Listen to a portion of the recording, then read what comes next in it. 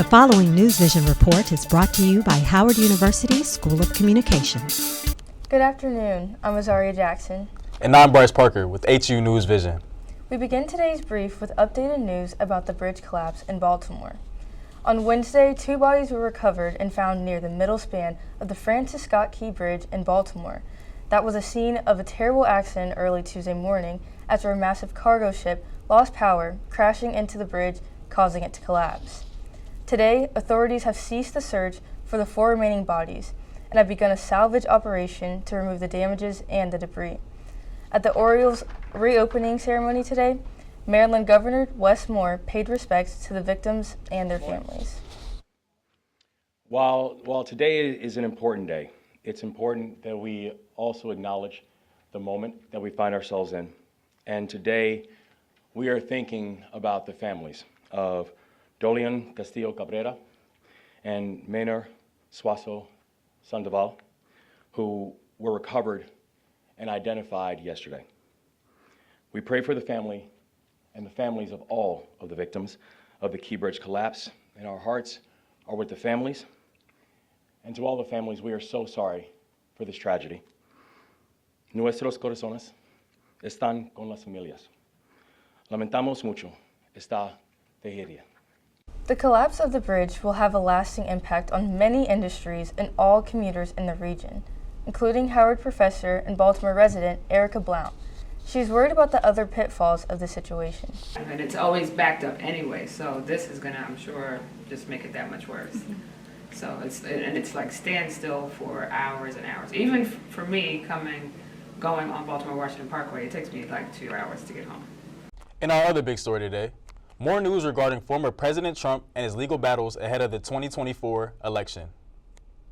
Trump's bond in his New York civil fraud case has been decreased from $464 million to $175 million. The appeals court of New York changed the bond's amount as the original fee was due on Monday. He now has 10 days to pay the $175 million. On March 20th, Howard University held their journalism town hall in the Washington Metropolitan High School building. Students and faculty discussed the future of their curriculum and expectations for the next school year. NewsVision reporter Maya Trujillo has the story. Howard University's Cathy Hughes School of Communications hosted the semester's final town hall for its journalism students. Students were intrigued after learning about new courses focusing on investigative reporting and sports and culture reporting. They left the meeting eager to get a head start on their careers.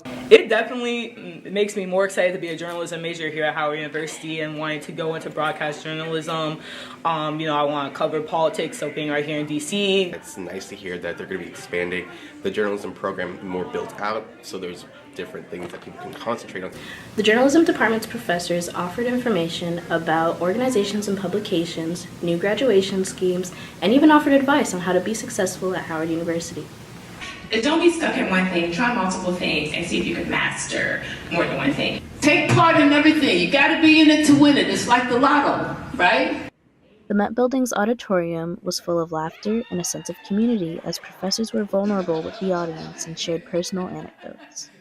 And so I grew up really learning to ask a lot of questions. So we can share these lessons with you and share how to get through those difficult things. And that's actually what encouraged me to leave television full-time to get into academia. And I love it. From Washington, D.C., reporting for HU NewsVision, I'm Maya Trujillo.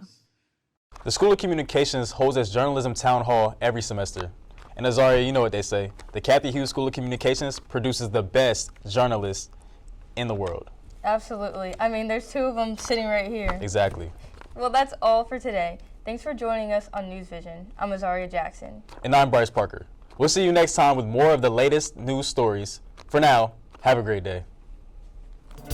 NewsVision, brought to you by Howard University School of Communications.